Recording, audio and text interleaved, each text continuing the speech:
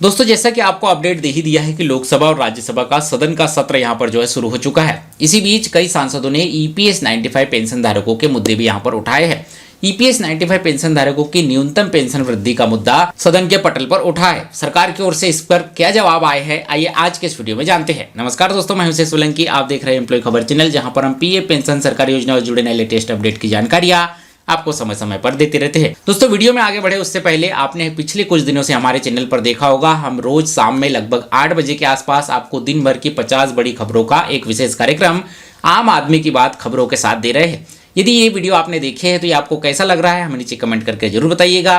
क्या इसे आगे कंटिन्यू रखा जाए या इसमें कोई सुधार की जरूरत है, ये भी कमेंट करके जरूर बताइएगा। चलिए आज के इस वीडियो में आगे बढ़ते हैं। तो जैसा कि प्रपत्र की कॉपी आप स्क्रीन पर देख पा रहे होंगे, भारत सरकार श्रम और रोजगार मंत्रालय की ओर से लोकसभा में आंतरिक प्रश्न संख्या 191 के तहत सोमवार 20 जुलाई को यहाँ पर जो है ईपीएस 95 पेंशन धारकों का मुद्दा लोकसभा में उठता हुआ नजर आया। यह प्रश्न श्री भाऊ साहब राजा राम वाकचौरी जी की ओर से उठाया गया। उन्होंने एक श्रम मंत्रालय से सीधे यहाँ पर जो है प्रश्न किए। उन्होंने कहा कि क्या ईपीएस 95 राष्ट्रीय संघर्ष समिति की महंगाई भत्ते के साथ 7,500 रुपए प्रति माह न्यूनतम पेंशन की मांग दीर्घकाल से लंबित है, और यदि हाँ तो तत्संबंधित ब्यौरा क्या है।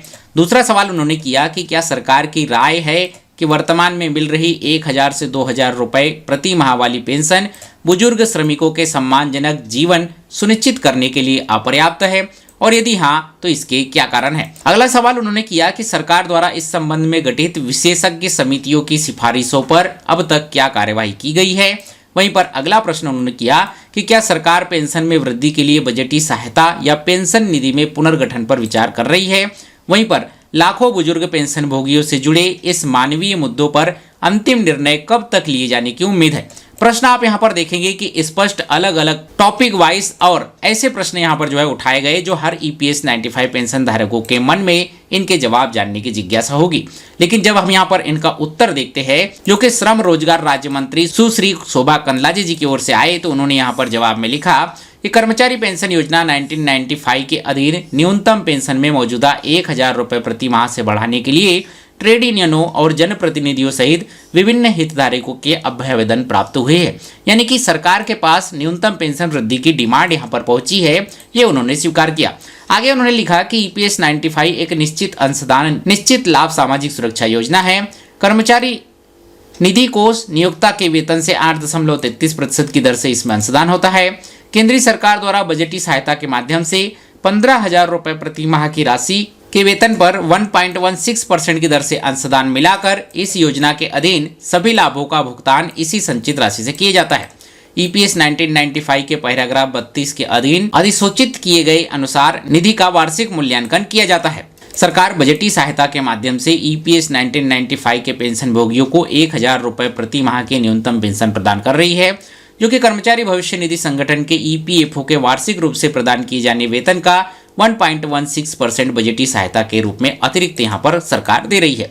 ईपीएस 1995 का स्थान अब ईपीएस 2026 ने ले लिया है। इस निधि की संपोषणीयता और उस पर भविष्य की देनदारियों को ध्यान में रखते हुए ईपीएफ योजना के सदस्यों को मजबूत सामाजिक सुरक्षा कवरेज सुनिश्चित करने के लिए ईपीएफओ प्रतिबद्ध है।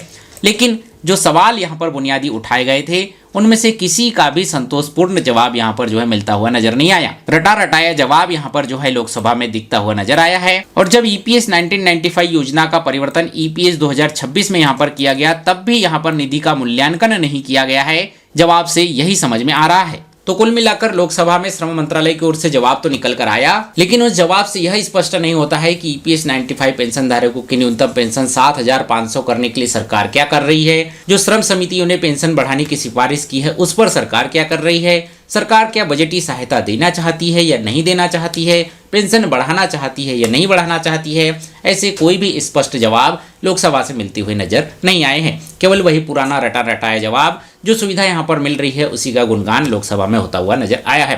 तो यही एक लेटेस्ट अपडेट आप सभी तक पहुंचाना था। उम्मीद करता हूँ ये वीडियो जानकारी अपडेट आपको पसंद आई होगी। ये वीडियो जानकारी अपडेट आपको कैसी लगी हमें जो है कमेंट करके जरूर बताइएगा। और ऐसी ही पीएफ पेंशन सरकारी योजना से जुड़े नए लेटेस्ट अपडेट की जानकारी के लिए एम्प्लॉय खबर चैनल को सब्सक्राइब जरूर कर लीजिएगा। मिलते हैं आपसे अगले वीडियो में, तब तक के लिए जय हिंद, वंदे मातरम।